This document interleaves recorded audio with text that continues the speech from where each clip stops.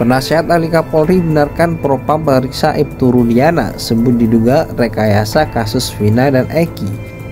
Saudara Dede ya yang menyatakan bahwasanya ya Ibtu Rudiana ini menyuruh dia untuk merekayasa keterangan agar seolah-olah tahu, agar seolah-olah keterangannya seperti ini sesuai dengan permintaan Ibtu Rudiana. Itu adalah fitnah dan pencemaran nama baik bagi Ibtu Rudiana.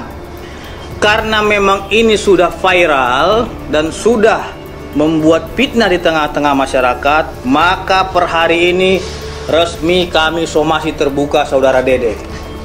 Kami juga melakukan somasi terhadap Dedi Mulyadi karena telah membuat video dan menyebarkan berita bohong ataupun fitnah dan mendistribusikan terkait dengan muatan yang mencemarkan nama baik. Iya kan?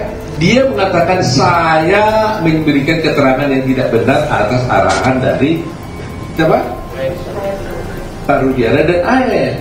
Ya kan? Pak Dedi ini justru harus juga yang pahlawan mau mengungkap kebenaran, kok jadi disomasi. Salahkan Dedi apa?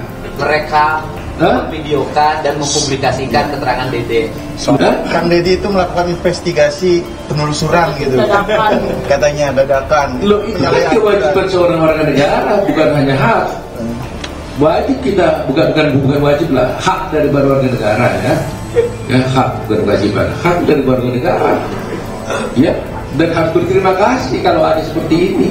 Kecuali investigasinya itu melanggar hukum, kan tidak ada pelanggaran hukum. Aturan dari Kapolri, hal-hal yang disebarluaskan secara media yang membuat suatu framing, menjadikan ujaran kebencian pada klien kami yang notabene-nya yang faktanya adalah seorang korban. Yeah. Korban anaknya meninggal dan meninggal dengan tidak baik-baik, itu hancur badannya, mukanya digebukin jadi kayak bakso gitu ya. Dan kemudian ada kelemahan ya, kelemahan saya bilang bukan kesalahan, kelemahan dianggap itu dibikinlah rekayasa oleh pembunuh-pembunuh ini seolah-olah kecelakaan. Pitra. Wah, akan kami lapor somasi. Jangan gentar kalau memang Anda benar. Kalau benar. Tapi kalau memang Anda sudah keliru dalam membuatkan statement-statement tadi, minta maaf.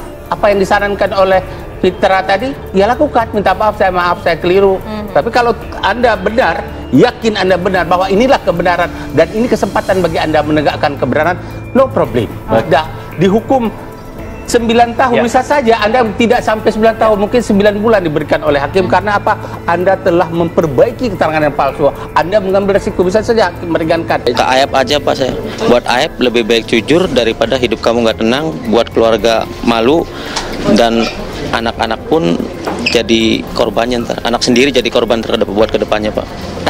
Intinya cuman minta maaf sama 8 terpidana sama keluarga. Tujuan saya mau keluar 7 terpidana itu. Udah, cuman itu Pak. Dia sudah menyatakan dia siap menggantikan para terpidana di dalam penjara ya, akibat kesaksian dia yang membuat para terpidana itu sudah 8 tahun mendekam. Sampai offline yang kami tanya loh sama Dede, Dek, kalau kamu siap dihukum yang seberat-beratnya akibat kesaksianmu, ini para terpidana ini berada seumur hidup dan sekarang sudah jalani 8 ya, ibunya dan kakaknya menangis dan ya ini offline ya, dia katakan apa? Siap Pak ya, kami siap. Bayangkan kalau dia main-main dan kesaksian ini tidak sebenarnya ya, buat apa dia? Ini logika yang kita pakai ya, ini yang kami mau sampaikan. Jadi kalau dicabut ini belum tentu yang lainnya bisa sesuai, karena beberapa saksi seperti Aep dan yang lain-lain itu sudah dalam LPSK dan menjadi menjadi klien kami. Jadi kalau dicabut perintilan-perintilannya belum tidak menjadi satu rangkaian yang bisa membebaskan itu ya, tapi terserah hakim ya. Itu memang nama usaha dari seorang kuasa hukum, saya menghormati saja. Tetapi konsekuensi dari Liga Akbar maupun Dede mencabut keterangannya yang sudah 8 tahun yang lalu di bawah sumpah, baru sekarang dia melakukan itu. Kami juga baru mendapatkan bukti bahwa tahun 2016 lalu bukan ditolak pra-peradilannya, ya, tapi tidak pernah pra-peradilan di 2016 ditolak. Itu tolong dicatat terhadap kasus Peggy ini, terhadap kasus 7 terpidana ini, ya, 8 yang dihukumnya 8 tahun zakat, itu gugur, ya, gugur oleh karena sudah keburu masuk ke pengadilan dan mulai diproses di pengadilan. Jadi gugur, bukan ditolak, ya, belum pernah diperiksa PK-nya. Nasihat ahli Kapolri Irjen Purn Arianto Sutadi membenarkan bahwa Propam Polri telah memeriksa ayah Eki, Ibtu Rudiana, sehubungan kasus pembunuhan Vina dan Eki di Cirebon pada 2016 lalu. Arianto mengatakan Ibtu Rudiana diduga melakukan blunder sehingga muncul dugaan rekayasa pengusutan kasus pembunuhan Vina dan Eki.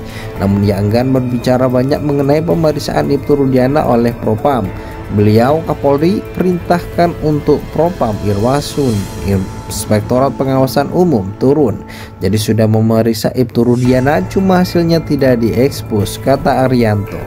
Tapi yang jelas sekarang ini proses yang dilakukan oleh Polda adalah kelanjutan daripada proses yang dulu dianggap sudah tuntas tapi dianggap bermasalah. Arianto menyampaikan keterlibatan Ibtu Rudiana dalam mengungkapkan kasus pembunuhan Vina dan Eki tergolong janggal. Pasalnya pada 2016 Ibtu Rudiana menjabat sebagai Kasat Narkoba Polres Cirebon. Pasti dalam kasus ini yang nomor 1 diperiksa adalah Ibtu Rudiana, karena disitulah mulai terjadi blunder.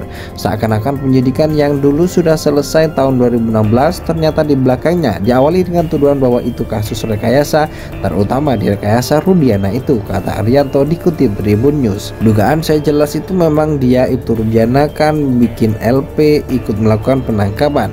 Apakah Kasat Narkoba boleh nangkap urusan pidana hukum? Karena polisi kan demi kecepatan dalam rangka pengejaran siapapun itu dikejar, kelengkapannya dilengkapi. Kemudian kalau di sini apakah memang benar karena Eki anaknya meninggal, Rudiana dengan marah sehingga dia penangani itu sampai selesai?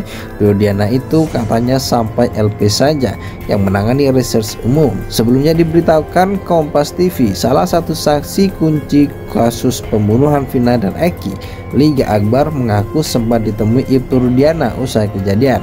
Liga Akbar belakangan ini mencabut kesaksiannya sehubungan pembunuhan tersebut dan menyatakan tidak berada di TKP saat kejadian.